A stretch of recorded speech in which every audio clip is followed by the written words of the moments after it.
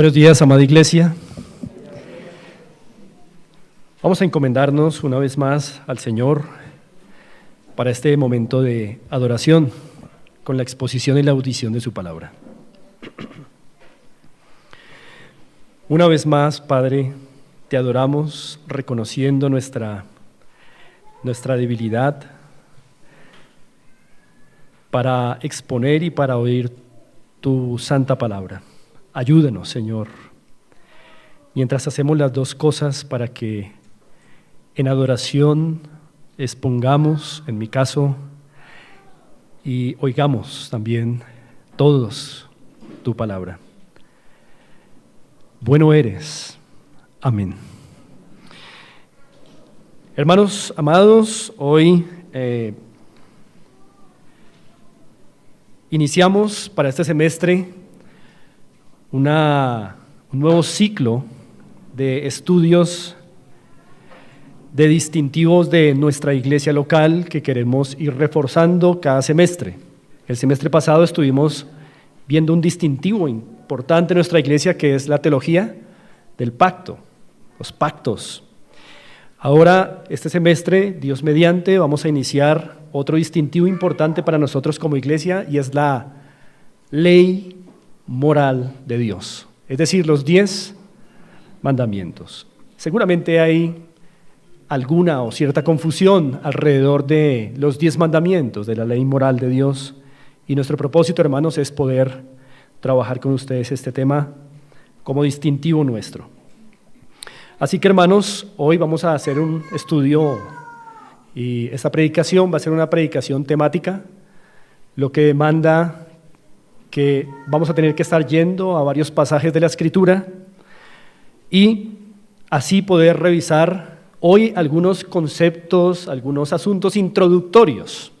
Hoy no vamos a entrar de lleno en la ley moral, pero vamos a ver algunos asuntos introductorios, algunos aspectos introductorios para un correcto entendimiento de la ley moral. Es un asunto crucial para el pueblo de Dios, es un asunto importante para nuestra iglesia, así que, hermanos, gocémonos del Señor, de su revelación, de la exposición, de su palabra, de la predicación en esta mañana. Así que, hermanos, quisiera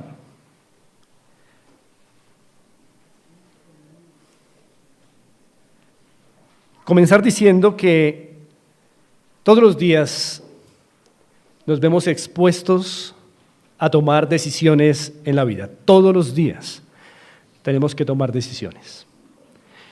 Desde la decisión de si levantarnos de la cama o no, hasta la decisión de acostarnos a descansar o no.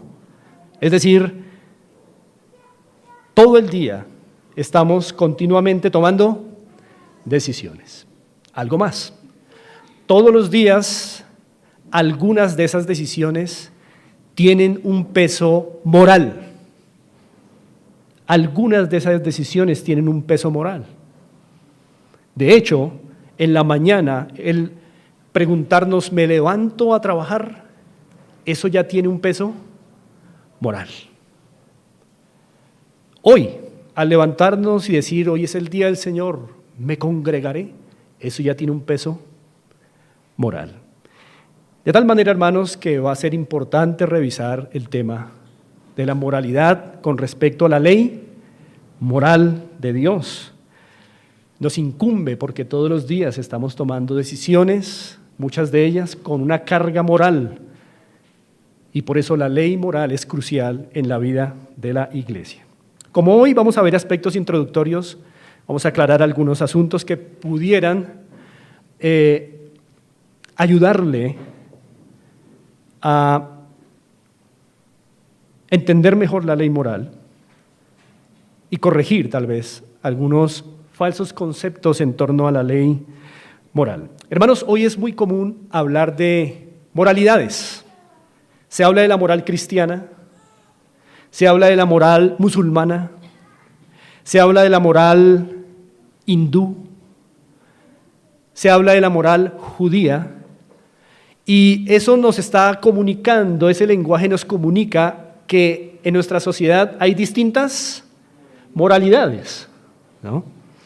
Esa es la idea que se comunica. ¿Por qué hoy hay la idea de distintas moralidades? Porque hoy la moral se define como ustedes lo pueden ver allí. La moral, como ustedes pueden ver allí en la presentación, se define hoy, y estoy tomando la definición de un filósofo no creyente, normas específicas que rigen la conducta de los miembros de un grupo. Con base en esa definición, es correcto hablar de moralidad cristiana, porque es un grupo, moralidad musulmana, porque es otro grupo, moralidad judía, porque es otro grupo, y así. Cada grupo tiene sus propias normas específicas que rigen su conducta, y desde ese punto de vista, no todas las moralidades son iguales. Ahora, quisiera llamar la atención, hermanos, a esto. En esta definición hay una parte que podríamos decir es correcta. Cuando hablamos de moral, siempre estamos pensando en normas que rigen la conducta de individuos. Eso es lo que usted y yo podemos tener en mente. Cuando hablamos de moral, estamos hablando de patrones, normas, reglas, mandamientos que rigen la conducta de los individuos. O sea que hay una parte de verdad en esa definición. Pero tenemos un problema con otra parte de esa definición y está precisamente en esta sección, en la sección de los miembros de un grupo. ¿Por qué?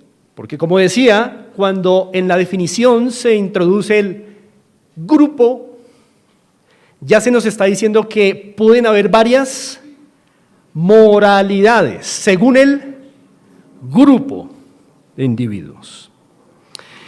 Y esto, para nosotros como cristianos, debería ser un tema de reflexión y de análisis, porque como vamos a ver, para nosotros solamente hay una moralidad válida y rige a toda la humanidad. Eso es importante. Así que, hermanos, cuando nuestra sociedad piensa en varias moralidades, se está reflejando que la sociedad está buscando la independencia ¿de quién? De Dios, para establecer su propia moralidad. Si algo nos ha enseñado la filosofía en cuanto a la moral, es que cuando el hombre busca la independencia moral de Dios, lo logra matando a Dios.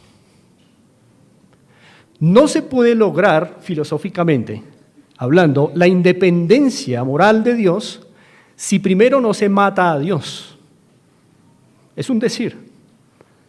Por eso hombres como Nietzsche o como Jean-Paul Sartre mataron a Dios en sus discursos, porque entendieron que si no mataban a Dios, nunca iban a lograr la autonomía moral.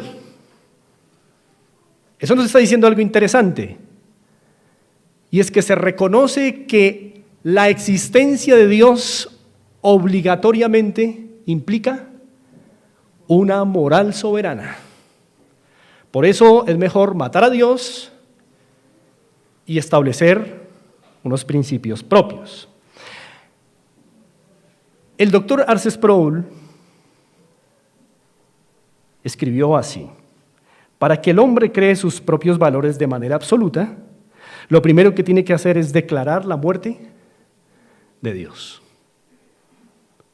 Por eso las moralidades que se alejan de la moral de Dios son moralidades que se han establecido sobre la muerte de Dios. Ahora, hermanos, me estoy comunicando con el término muerte a Dios. Nadie puede matar a Dios. Es una propuesta filosófica, absurda, tonta, pero por absurda y tonta que parezca, es la única manera en que una persona, por lo menos en su conciencia, puede liberarse de la moralidad de Dios. Liberarse, ¿hasta cuándo? Hasta el día en que tenga que enfrentarse al juicio. Muy bien. ahí va a entender que Dios no ha muerto. Así que, hermanos, por eso este asunto de la moral y de la ley moral debe quedar muy clarificado en esta iglesia local. Hermanos, quisiera compartirles cómo hoy día nuestras sociedades construyen las moralidades. Es un proceso muy curioso, cómo se construye hoy la moralidad de nuestras sociedades. Y quisiera que nos relacionáramos con este concepto, moralidad estadística. Estoy tomando prestado ese concepto, moralidad estadística.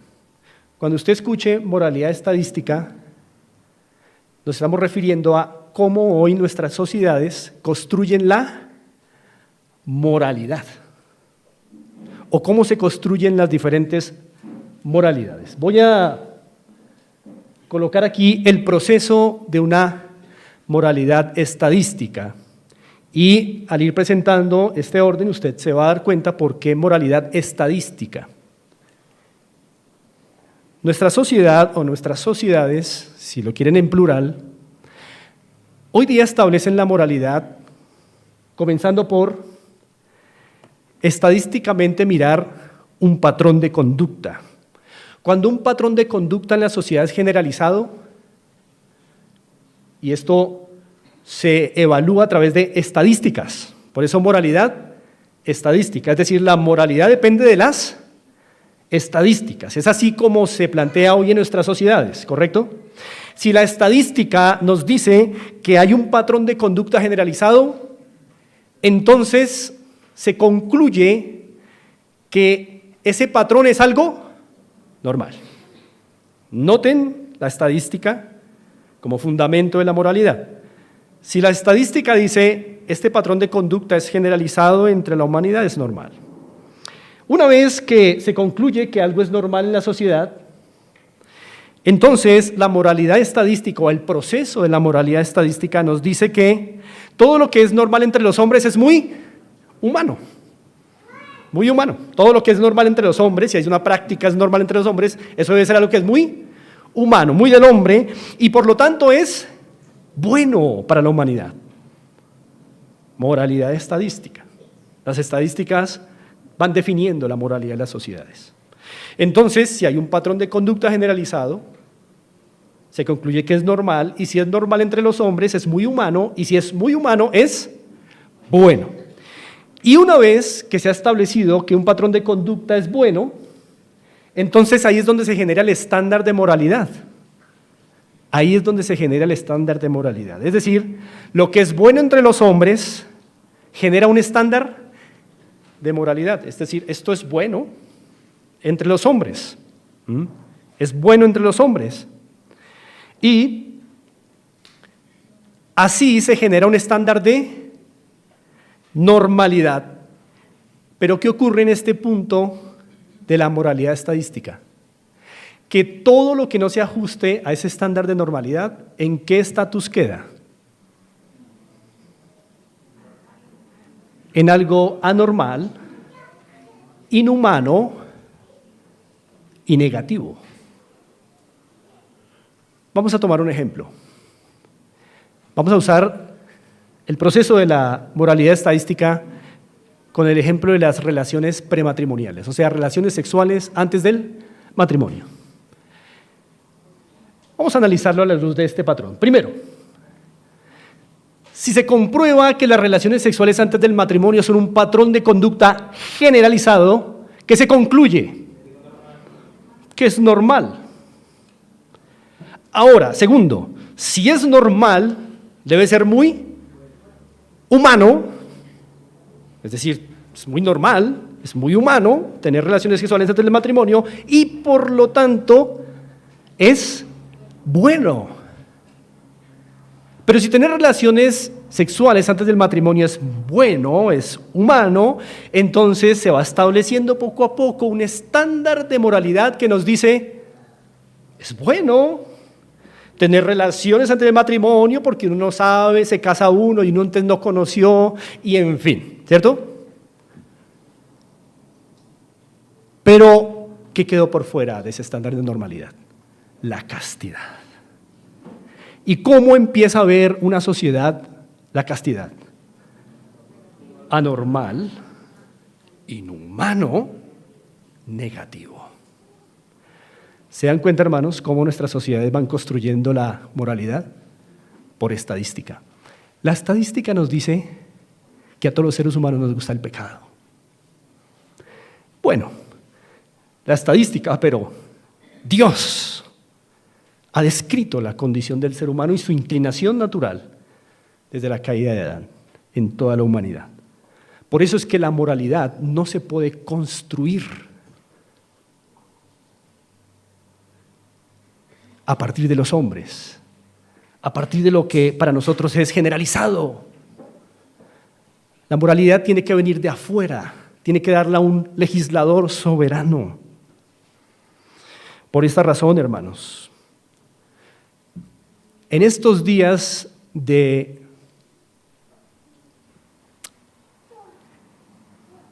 intensidad política que vivimos, ¿no? Con las elecciones y todo eso, ¿no? Una frase salió a la luz: para vivir sabroso. Hermanos, nuestros actos y nuestras expresiones siempre revelan, siempre, nuestro sistema de creencias. Siempre nuestras frases y nuestros actos revelan nuestro sistema de creencias. Usted nunca evalúe la frase de alguien solamente por el contexto inmediato de la persona, es decir, en qué contexto lo dijo. Evalúelo a la luz del contexto más amplio de una persona. ¿Qué sistema de valores y qué sistema de creencias tiene la persona para haber dicho lo que dijo? Y cuando hacemos ese análisis con el para vivir sabroso, nos damos cuenta que vivir sabroso es una forma de decir: qué rico vivir en un país donde el aborto no es condenado. Qué rico vivir en un país donde los homosexuales no sean importunados con su pecado.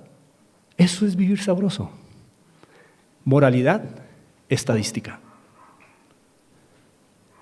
Por eso todas nuestras frases, expresiones, actos reflejan nuestro sistema de creencias. Y usted y yo, como creyentes, también reflejamos cuál es nuestro sistema de creencias. ¿Reflejaremos la ley moral de Dios o no? Así que, hermanos, muy importante en esta mañana entender la naturaleza y la importancia de la ley moral de Dios, los 10 mandamientos. En conclusión a esta introducción, este tipo de moralidad estadística es una moral antropocéntrica, no teocéntrica. Es una centrada ¿en quién? En el hombre. Está definida por la especulación, está definida por la conveniencia pragmática o práctica, lo que nos es más práctico, lo especulativo. Pero la ley moral de Dios nos enseña que así no se construye la moralidad. Él es el Dios soberano y Él ha dictaminado la verdadera moral que constriña a todo el mundo. Por eso, hermanos, quiero que vayamos a Daniel capítulo 4. Les dije que vamos a estar revisando varios pasajes. Daniel 4.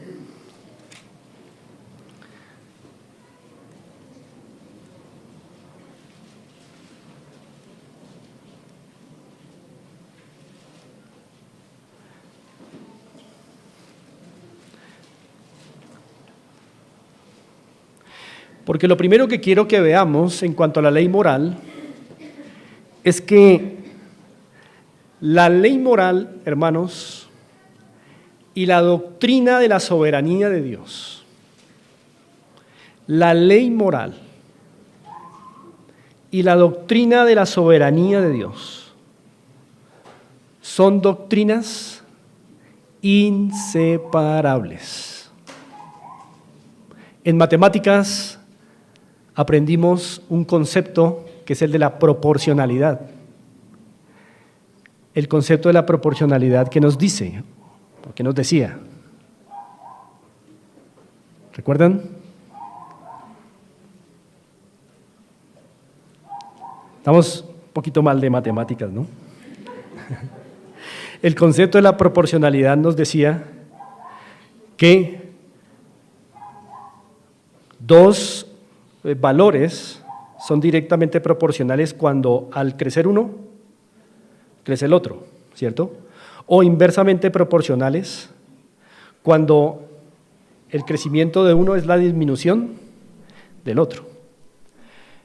Pues podríamos decirlo en esos términos matemáticos. La ley moral y la doctrina de la soberanía de Dios son dos doctrinas directamente proporcionales. Quitas una y afectas la otra. Exaltas una y exaltas la otra. Lo que quiero comunicar, hermanos, es que es propio de un Dios soberano dar leyes que sean de obligatorio cumplimiento a los que están bajo ese poder soberano. Quitas la ley moral, afectas la doctrina de la soberanía de Dios. Amas la doctrina de la soberanía de Dios, aceptas la ley moral. Son doctrinas directamente proporcionales. Daniel capítulo 4, versículo 35. Esas son palabras de Nabucodonosor después de años de humillación por parte del Dios del cielo. Dice el verso 35 de Daniel 4, todos los habitantes de la tierra son considerados como nada, y Él hace según su voluntad en el ejército del cielo y en los habitantes de la tierra. Noten que esta es una declaración de la soberanía de Dios. Y esta soberanía se extiende a todo lo que está en los cielos y a todo lo que está en la tierra. Y no hay quien detenga su mano y le diga, ¿qué haces?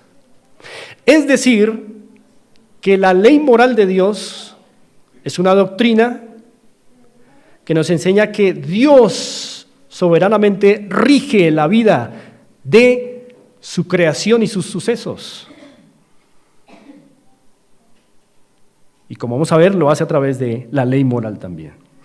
Así que, hermanos, cuando hablamos de la ley moral de Dios, estamos hablando primero, o estamos reconociendo que hay un Dios soberano. Y que como Dios soberano es un Dios legislador. Y tres, que como Dios legislador tiene que haber un código de leyes obligatorias para los habitantes de la tierra. Son dos doctrinas que no pueden separarse, son inseparables. Así que, hermanos, lo primero que quiero que veamos bajo este encabezado de la ley moral y la soberanía de Dios son doctrinas inseparables, es que revisemos cómo la ley moral y la soberanía de Dios actúan sobre los impíos, sobre los no creyentes. Vamos a ir a Hechos, capítulo 17. Hechos 17.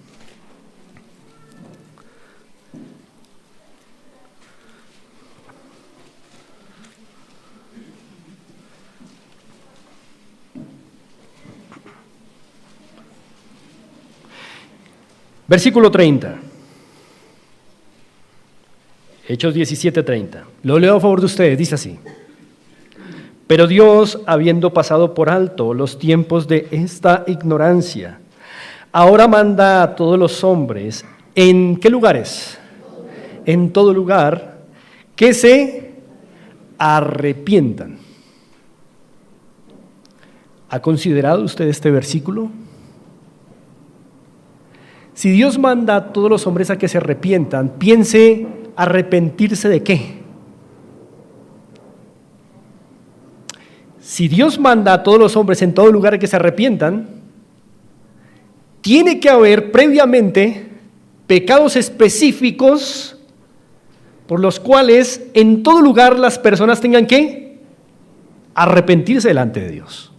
Si no hay códigos específicos que enseñen, instruyan que es pecado, no hay por qué arrepentirse.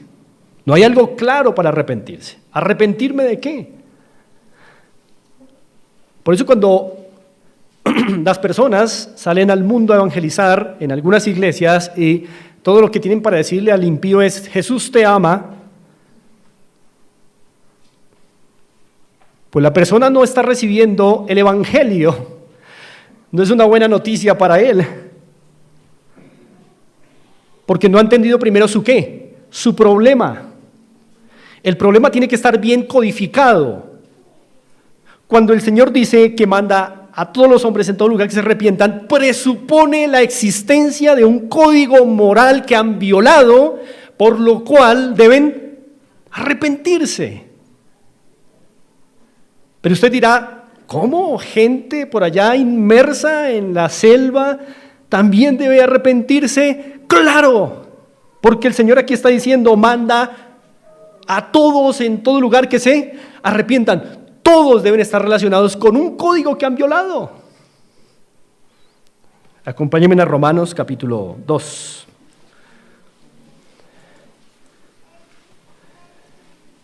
Verso 14.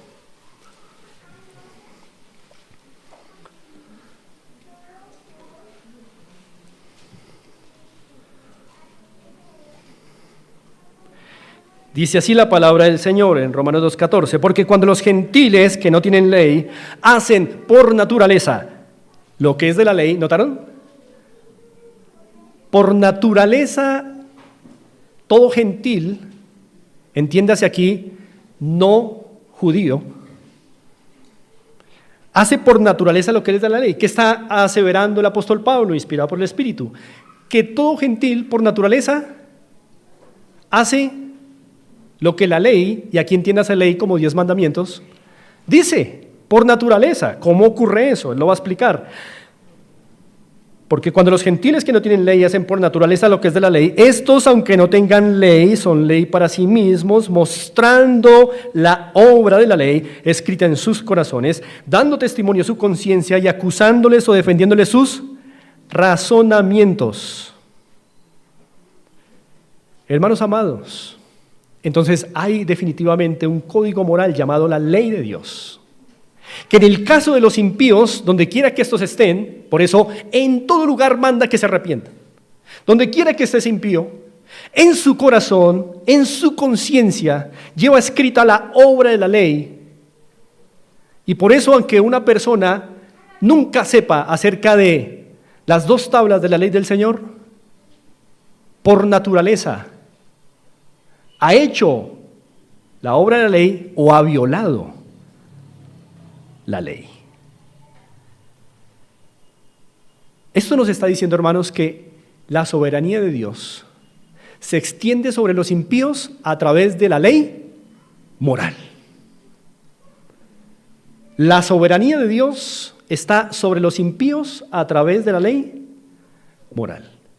Entonces, cuando un impío en el trono de juicio vaya a ser juzgado, ¿sobre qué base va a ser juzgado? El impío va a decir: Señor, no sabía que era pecado. Señor, no sabía que había cosas malas.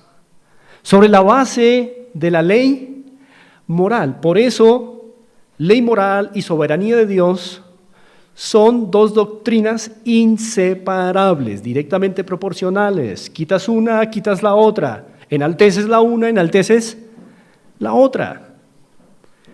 Así que los impíos están bajo el poder soberano de Dios y están obligados a cumplir la ley moral y a ser juzgados con base en la ley moral de Dios. Pero también la ley moral refleja el poder soberano de Dios sobre nosotros, sobre el pueblo de Dios a lo largo de la historia. Por ejemplo, miremos Éxodo capítulo 20.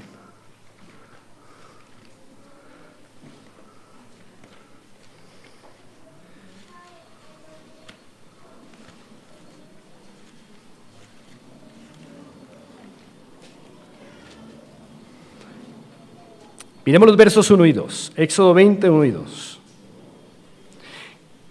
Leo a favor de ustedes. Dice así, Éxodo 20, versos 1 y 2. Y este pasaje que vamos a leer nos refiere al momento en el que Dios va a hacer el pacto con el pueblo de Israel, el pacto que se ha llamado pacto mosaico o pacto sinaítico. Dice el verso 1, habló Dios todas estas palabras diciendo, yo soy Jehová tu Dios. ¿A quién le está hablando Dios? Al pueblo de Israel. Yo soy Jehová tu Dios, que te saqué de la tierra de Egipto, de casa de servidumbre. Antes del verso 3 está el verso 2, que es cubrimiento, ¿no? Pero esto es importante, porque el Señor les está diciendo, antes de obligarles a cumplir la ley, les está diciendo, tengo el derecho de darles mandatos, porque ustedes son míos, yo los liberté. Yo los saqué de tierra de esclavitud. Por tanto, no tendrás dioses ajenos delante de mí, primer mandamiento. No tendrás imagen, ninguna semejanza de lo que esté arriba en el cielo y todo lo que viene ahí, los 10 mandamientos. Pero primero el Señor dice, porque los he liberado, ahora son míos y tengo el poder soberano sobre ustedes para demandarles obediencia. Por cierto, perfecta, pero hoy no vamos a entrar en esa discusión. Son asuntos introductorios. Lo que quiero que noten es que no solo en los creyentes, sino en el pueblo de Dios, siempre Dios ha dado leyes. El hombre en su mejor momento, ¿y cuál fue su mejor momento?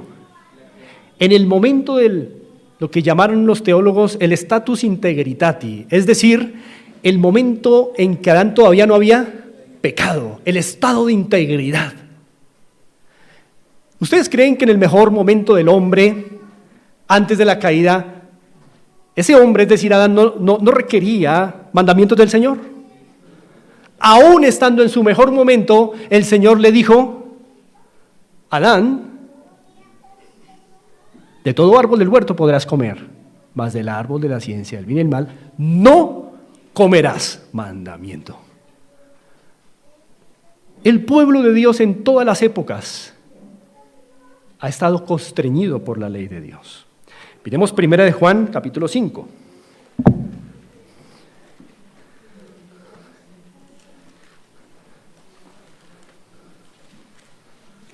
Primera de Juan, capítulo 5, versículos 2 y 3. Primera de Juan 5, 2 y 3.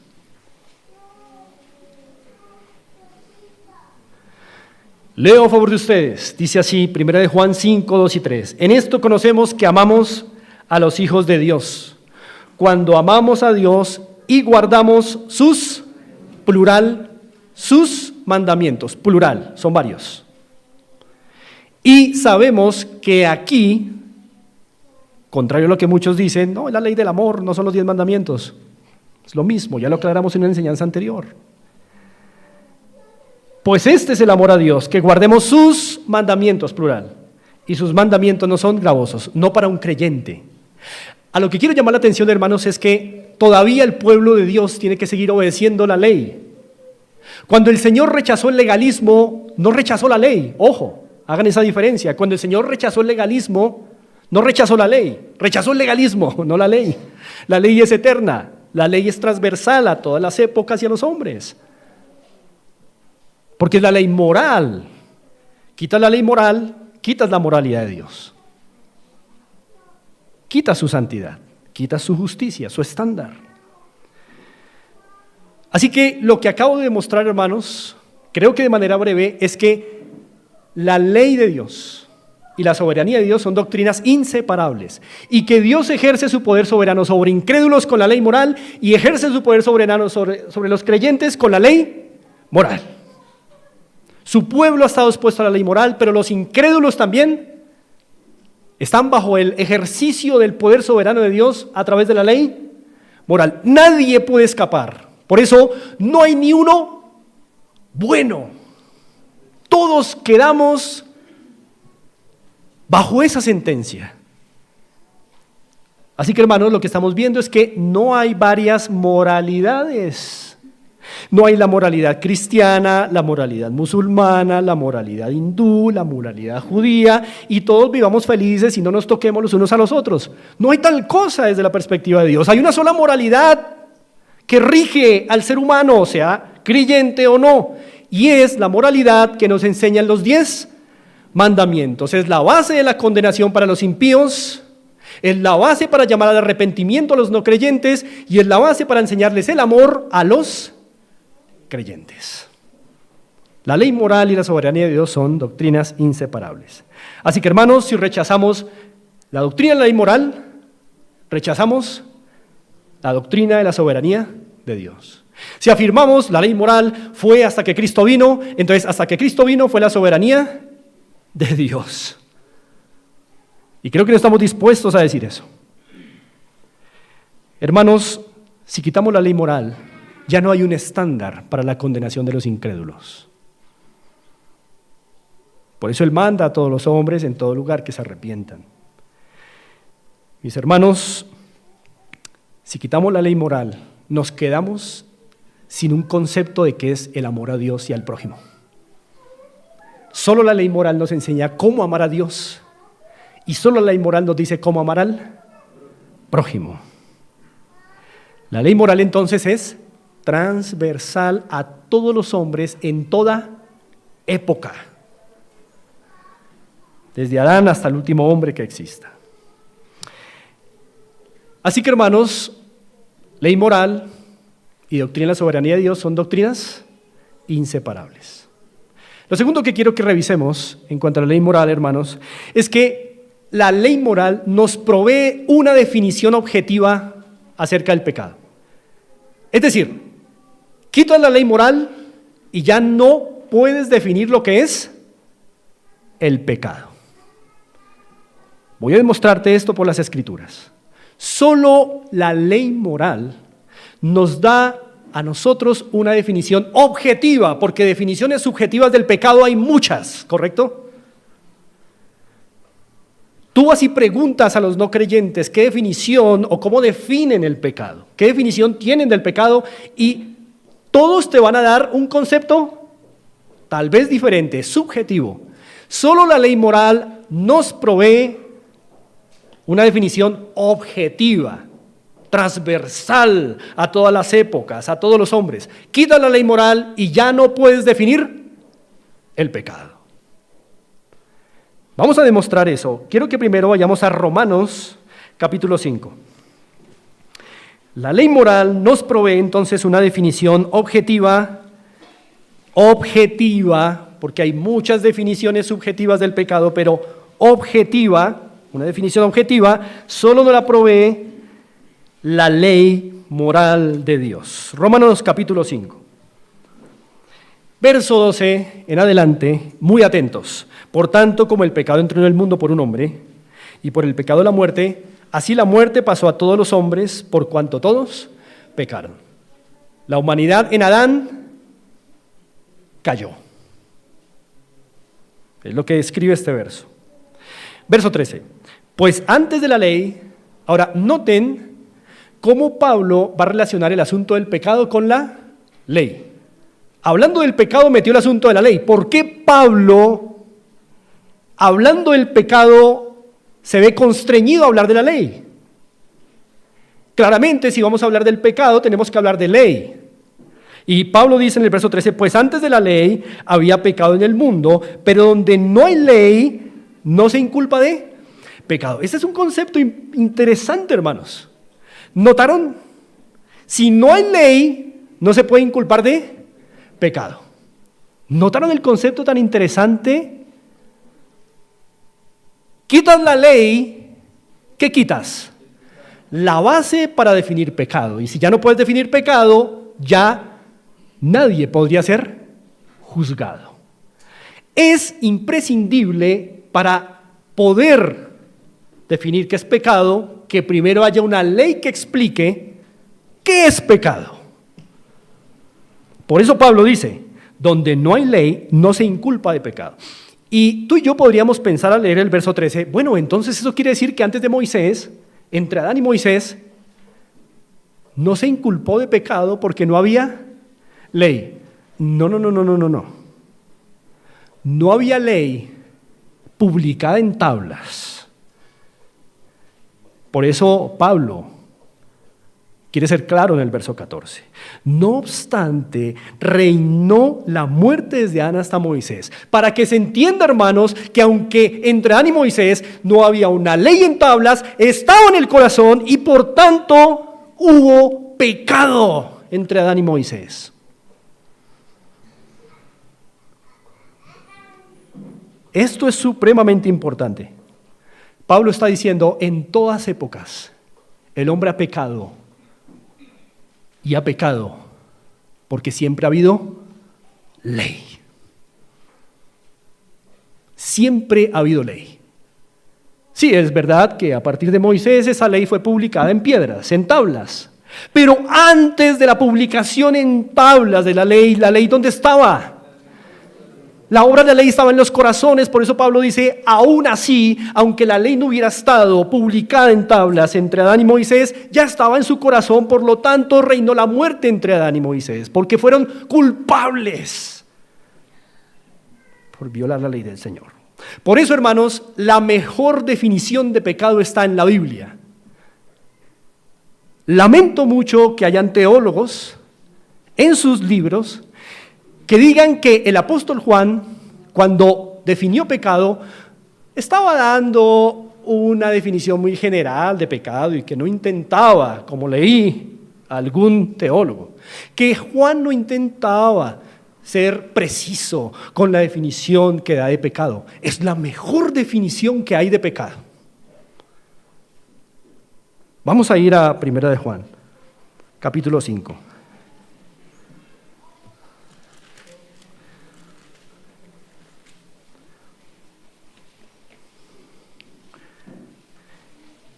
Verso 2, 1 de Juan 5, 2 dice así.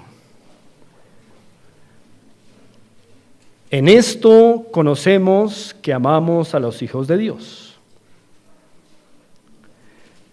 cuando amamos a Dios y guardamos sus mandamientos. Ya lo vimos. El amor a Dios es guardar sus mandamientos. Eso quiere decir que no amar a Dios, ¿qué sería? No guardar sus mandamientos. Ahora vamos a ver eso un poquito más atrás. 1 de Juan capítulo 3. Versículo 4. Con el referente del capítulo 5, ahora vengamos al 4. Dice, todo aquel que comete pecado infringe también la ley. Pues el pecado es infracción de la ley. Es la mejor definición de pecado que hay en la Escritura. ¿Qué es pecado? Infringir la ley. Si no hay ley, no hay pecado. Y si no hay pecado, tú no puedes decirle a alguien, arrepiéntete. ¿De qué? Pues del pecado. ¿Cuál pecado? Pues el de la ley. El que la ley enseña en 10 mandamientos. Es la mejor definición de pecado. Está completa. No hay que agregarle, tal vez pudiéramos dar explicaciones, pero ahí está la definición de pecado. Es infringir la ley. Quitas la ley, ¿qué quitas? La soberanía de Dios. Quitas la ley, ¿qué quitas? El único concepto divino de pecado. ¿Y con qué vamos a evangelizar entonces? ¿Con qué cosas concretas vamos a confrontar al pecador? Amados, por eso, desde que el Evangelio fue revelado, ¿desde dónde el Evangelio fue revelado? Génesis 3:15. El Evangelio ha caminado con la ley de Dios desde entonces. La ley va condenando y el Evangelio va siendo una buena noticia a los condenados. Van juntas. No son lo mismo, pero van juntos. Ley y Evangelio van juntos. Desde Génesis 3:15. Desde Génesis 3:15 el hombre es pecador. Es decir, en el sentido de que tiene una ley que le juzga y por eso una buena noticia. Pero hermanos, si no sabemos en qué hemos pecado, no hay buenas noticias de salvación para nuestra vida. Así que, mis amados hermanos, por eso la ley es consistente con el evangelio. No son doctrinas enemigas, como a veces se ha enseñado. La ley es una cosa y el evangelio es otra. Son cosas diferentes, pero juntas van de la mano. Por eso, ustedes pueden comprobar en varios pasajes, como en Romanos, en Gálatas, que Pablo dice, pero es que la ley ha sido nuestro ayo para llevarnos ¿a quién? Al evangelio, o sea, a Cristo. Ley, evangelio, trabajando juntos. Luego en Romanos Pablo dice, la ley se introdujo para que el pecado abundase, pero cuando abundó el pecado, ¿qué sobreabundó? La gracia, ley y gracia juntas. ¿Notan? Bien, hermanos, entonces la ley es consistente con el evangelio. Por eso me gusta esta expresión de Martín Lutero, quien decía que la ley sirve para dos cosas. Martín Lutero decía que la ley era como una vara, un palo de castigo. Martín Lutero decía que la ley sirve como una vara que Dios usa para golpear al pecador y llevarlo ¿a quién? A Cristo. Pero luego, simultáneamente, la ley también no solo es una vara, sino es un bastón. Un bastón como el que su merced tiene, hermana Clarita. Un bastón que sostiene y asiste al creyente para andar la vida cristiana. La ley es para el impío y la ley también es para el creyente. Así que la ley moral, hermanos, es muy importante. Sin la ley moral, entonces, ya no podríamos tener una definición objetiva de pecado. Quita la ley moral y puedes definir el pecado según tu estándar. Mi experiencia cuando he compartido con no creyentes, cuando llego a Éxodo 20 a compartir la ley, es que cada persona no creyente tiene su propio estándar de pecado. Uno enseña los 10 mandamientos y pregunta, ¿cuántos de los 10 has cumplido? La gente dice, debo reconocer que he cumplido 9 de los 10. Otros van más lejos, 5. Cada uno tiene un concepto subjetivo de lo que es pecado. Solo la ley aclara qué es el pecado. La ley moral. Así que, hermanos, sin la ley moral no tendríamos una definición objetiva del pecado, que es infringir la ley. 10 mandamientos. Por último, demostraré, hermanos, que la ley moral, tal y como la enseña el Antiguo y Nuevo Testamento, óigase bien, la ley moral, tal y como la enseña tanto el Antiguo como el Nuevo, no solo el Antiguo, sino la ley moral, tal y como la enseña el Antiguo y el Nuevo Testamento, nos guarda del legalismo y del antinomianismo. Y este punto es paradójico. ¿Por qué es paradójico? Porque curiosamente muchos han relacionado el legalismo con los 10 mandamientos. Es curioso. Lo que yo trataré de demostrar en este tercer y último punto es que entender la ley moral no solo es de Éxodo 20, sino entender la ley moral desde los 66 libros del canon, nos guarda del legalismo. Claro, si tú vas a estudiar la ley solo desde Éxodo 20, seguramente tus conclusiones van a ser, no, hoy día legalismo y los 10 mandamientos están relacionados. Ojo. Los 10 mandamientos entendidos en todo el consejo de Dios nos enseñan a protegernos contra el legalismo. Así que, hermanos, el legalismo y el antinomianismo son los dos extremos opuestos a la ley moral. Son los dos extremos opuestos a la ley moral. Legalismo y el antinomianismo. ¿El legalismo qué hace? Añade leyes. El antinomianismo, ¿qué hace? Las quita. ¿Sí? El legalismo le añade a los 10 mandamientos, el antinomianismo quita los mandamientos de Dios. No, vamos a centrarnos en los 10 mandamientos. Y si nos centramos ahí, este concepto de la ley moral nos va a ayudar a guardarnos, ser protegidos de caer en el legalismo y en el antinomianismo. Así que, hermanos, ¿por qué algunas personas relacionan 10 mandamientos con legalismo? Porque tienen un conocimiento parcializado de los 10 mandamientos. Solo estudian los 10 mandamientos a la luz de Éxodo 20 para el pueblo de Israel, pero es que los 10 mandamientos están antes de Moisés, están después de Moisés, están escritos en el pueblo del nuevo pacto en el corazón. Es transversal a la humanidad. Así que para entender bien los 10 mandamientos tenemos que hacer un examen cuidadoso de todo el consejo de Dios al respecto. Y eso nos va a guardar de caer en el legalismo. Por tanto, me es adecuado explicar qué es el legalismo. Aquí hay una definición muy básica. Hay quienes definen mucho mejor el legalismo, pero yo he tratado de dar una definición que ayude a esta iglesia local. Así que podemos definir el legalismo como todo intento de ganar el favor de Dios, coloquialmente hablando, ganar puntos con Dios. Todo intento de ganar el favor de Dios a través de ritos y normas de invención humana y con esfuerzos personales. Eso es legalismo. ¿Por qué algunos han relacionado los 10 mandamientos con el concepto de legalismo? No entiendo. Esto no se parece en nada a la ley de Dios. En nada. Así que una cosa es la ley moral de Dios, otra cosa muy diferente es el legalismo. Hermanos, permítame revisar con ustedes cómo detectar conductas legalistas en nuestras vidas personales o en nuestra vida eclesiástica.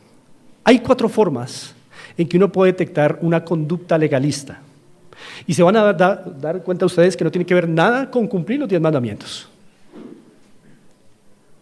Vamos a mirar 4 formas de legalismo. Primera forma de legalismo: obligar a las personas a cumplir una ley bíblica, pero que ya fue abolida. Eso nos enseña Gálatas 4, 9 y 10. Pablo le dice a los Gálatas: ustedes, hermanos, guardan los días, guardan los años, guardan las fiestas. Habéis vuelto a esclavizar, dice, habéis vuelto a esclavizar. Tratando de decir una época en que los días, las fiestas, los años debían ser guardados. Pero ahora no. Así que hay que hacer una distinción entre ley moral, ley civil y ley ceremonial.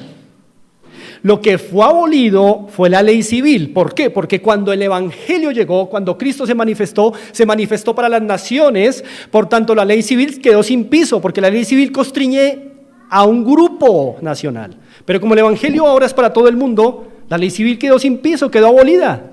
Y la ley ceremonial son sombras y figuras de Cristo, pues si llegó Cristo, ya las ceremonias cumplieron su propósito. Pero la ley moral es eterna. Hagamos esa distinción. Voy a darles un ejemplo. Vamos a ir a Levítico, capítulo 11.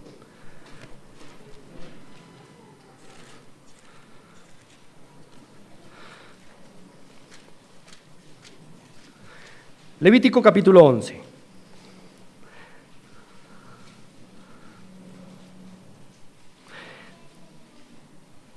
Versos 9 y 10. Dice el verso 9 y el verso 10, por cierto, esta es una norma ceremonial.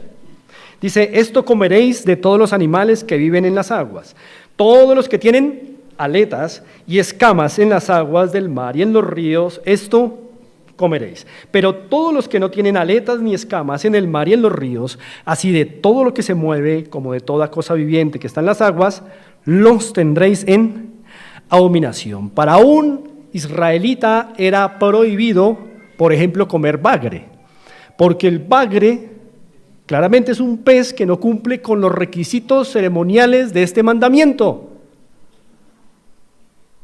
¿Usted y yo hemos comido bagre? Porque entendemos algo. O puede que lo comemos sin entendimiento. Pero si yo en este momento dijera, hermanos, este mandamiento nos constriñe en esta mañana como iglesia a que por favor de nuestra dieta saquemos el bagre, porque si no afectará nuestra vida de piedad y obediencia a Dios, inmediatamente que tendríamos una forma de legalismo, porque aunque es una ley bíblica, dentro de la categoría ceremonial, en Cristo la ley ceremonial fue abolida en el sentido de que cumplió su propósito. Por eso ustedes y yo comemos bagre, gracias a Dios, y cerdo. Otra cosa es que de pronto no lo consumamos por una situación particular de salud, etcétera, es diferente. Pero no porque sea una ley bíblica que ya cumplió su propósito y la resucitemos. Eso sería una forma de legalismo, ¿verdad? Pero hermanos, obedecer los 10 mandamientos no es legalismo. Obedecer los 10 mandamientos es legal y legítimo también. Legal y legítimo. Legal, ¿qué significa? Pegado a la norma. Legítimo, ¿qué significa? Con la intención justa. ¿Notan que legal, legítimo y legalismo tienen la misma raíz? Leg. Legal, legítimo y legalista. Cumplir los 10 mandamientos no es legalista, pero sí es legal y legítimo. Es decir, legal porque es apegado a la norma, Dios la reveló, y legítimo porque tiene una intención que persigue la conformidad a la justicia de Dios. Vamos diferenciando qué es legalismo y qué no es legalismo. Vamos diferenciando qué es legalismo y qué es legal y legítimo. Una segunda forma de legalismo: hacer de un mandamiento humano o de una convicción personal muy útil, de vida personal, familiar, una ley divina para todos y constreñirles la conciencia a obedecerla. Esto fue lo que el Señor enseñó en Marcos 7, 5 al 7, cuando le dijo a los fariseos: ustedes quebrantan el mandamiento de Dios por sus tradiciones. Ojo, esta es una segunda forma de legalismo, entonces denunciada en la Escritura. Cuando un mandamiento humano o una convicción personal o familiar que es útil, la imponemos a todos los demás, entramos en una forma de legalismo, porque es una cuestión humana, no fue ordenada por Dios, aunque sean convicciones buenas. Voy a darle un ejemplo. Conocí una iglesia hace años en donde las mujeres, y fui a ese lugar de hecho, donde las mujeres se colocan un velito blanco en todo momento, una pañoleta blanca. Para entrar y ser miembro de esa iglesia, los hombres debían llevar pantalón con bolsillo recto a los lados y sin prenses. El hombre con pantalón con prenses y con bolsillo que no fuera recto a los lados no podía ser miembro de la iglesia, porque Dios había dado una revelación de que ese era el pantalón del hombre.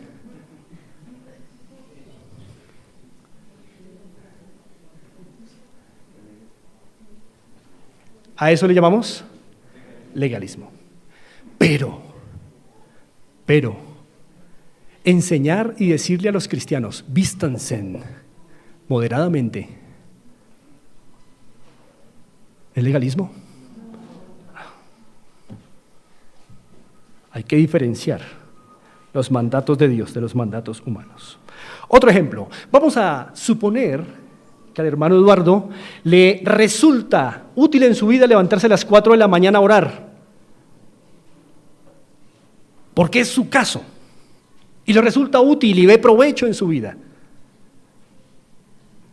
Ahora vamos a suponer que el hermano Eduardo desde este púlpito dice: hermanos, de ahora en adelante todos vamos a orar a las 4 de la mañana porque es útil y es piadoso. El que no lo haga muestra señales de impiedad.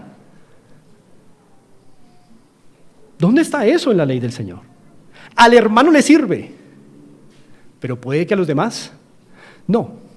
Eso sería legalismo, una convicción personal útil impuesta sobre los demás. Pero mandar a la iglesia, orad sin cesar, ¿es legalista? No, hay que diferenciar. Hay que diferenciar. Tercera forma de legalismo: cumplir una ley bíblica en su letra y no en su espíritu. Eso es interesante. ¿Se acuerdan cuando el Señor dijo, habéis oído a los antiguos decir, no matarás, pero yo os digo que cualquiera que se enoje contra su hermano ha matado? Esta es otra forma de legalismo entonces que el Señor denunció. Cumplir una ley bíblica legítima en la letra, pero no en el espíritu. Déjenme dar un ejemplo. ¿Decir que debemos congregarnos es legalista? No, es una orden del Señor. Cuarto mandamiento: reposar en el día del Señor. Cuarto mandamiento, no es legalista. Cuarto mandamiento. Pero vamos a suponer que en el tiempo de culto público, todos aquí venimos, ¿no? Hacemos presencia física, o estamos obedeciendo el mandato de Dios. Pero por dentro, en nuestro corazón, venimos con preocupaciones que no nos dejan adorar al Señor. ¿Para qué vinimos? Eso no es obedecer, eso es ser legalista, es hacer presencia física, es obedecer la letra, pero no el espíritu. ¿Cuál es el espíritu del mandamiento? Que vengamos, sí, pero que viniendo tengamos un corazón dispuesto a Dios y entregado a Él por entero. Así se cumple la ley, por fuera y por dentro. Por eso una forma de legalismo que el Señor Jesús denunció es el cumplimiento de la letra sin el espíritu de la letra.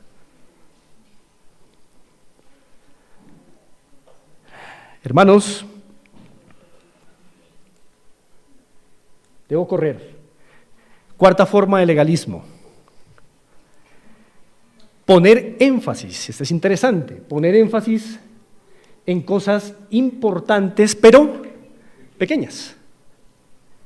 Y pasar por alto las grandes demandas de la ley. Esto es interesante, es una forma de legalismo que el Señor denunció en Mateo 23, cuando le dijo a los fariseos que ustedes, tan piadosos, diezman todo lo que deben diezmar, pero la misericordia, la fe y la justicia la dejaron por fuera. Una cosa era necesario hacer sin dejar de hacer la otra. El Señor está enseñando que en la ley hay algunas cosas que son grandes demandas, pero a veces nos concentramos en las pequeñas. Son importantes, pero pequeñas. Déjeme darle un ejemplo actual. Vamos a suponer que insistimos en algo importante: la manera de vestirnos para el día del Señor. Es importante porque a lo largo de las Escrituras vemos que el pueblo de Dios siempre se presentó delante de Dios con todo lo mejor. Entonces decimos, bueno, vamos a presentarnos delante del Señor como es debido, con decoro, con modestia, lo mejor para el Señor. Venimos bien vestidos, venimos entrando, pero todavía no hemos resuelto con un hermano en la congregación un problema. Eso es poner énfasis en cosas importantes, pero pequeñas, y dejar pasar lo más importante de la ley, la reconciliación, el perdón. ¿De qué nos sirve venir bien vestiditos si lo más importante de la ley, dijo el Señor Jesús, la misericordia, la justicia, la fe, no están? O enfatizar en, yo quiero servir en un área de la iglesia, yo quiero servir en un área de la iglesia. Y servimos, pero seguimos murmurando del hermano. ¿Qué sentido tiene poner énfasis en, quiero servir, si me la paso hablando mal del prójimo y no soy capaz de hablarle de frente a él? Esa es una forma de legalismo que el Señor condenó. Ustedes diezman todo, dijo el Señor Jesús a los fariseos y escribas, pero dejan lo más importante de la ley, la justicia, la misericordia y la fe. Legalismo.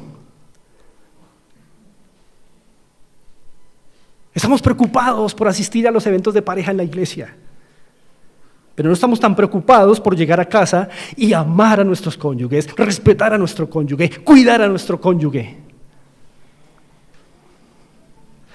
¿Saben por qué? Porque, como dijo alguien, tenemos la tendencia a darle a Dios las ofrendas más baratas, las que menos cuestan. Tenemos la tendencia a darle a Dios las ofrendas más baratas. Y eso es legalismo.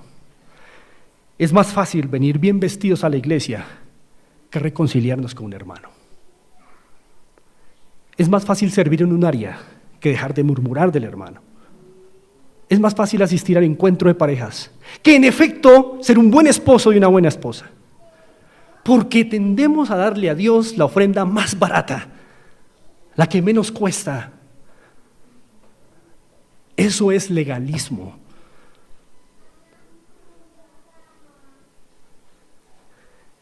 Hermanos,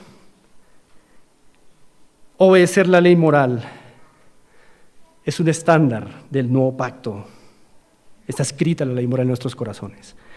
Y acabamos de entender que una cosa es el legalismo, otra cosa es obedecer la ley moral.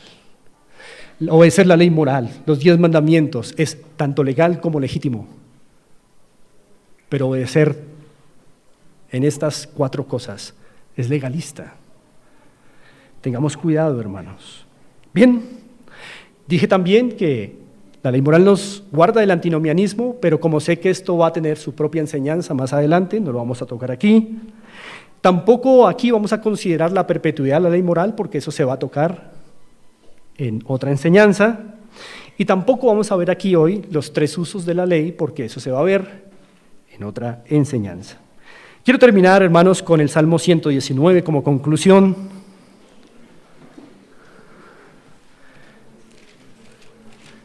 Pasaje precioso, Salmo 119, versículo 97.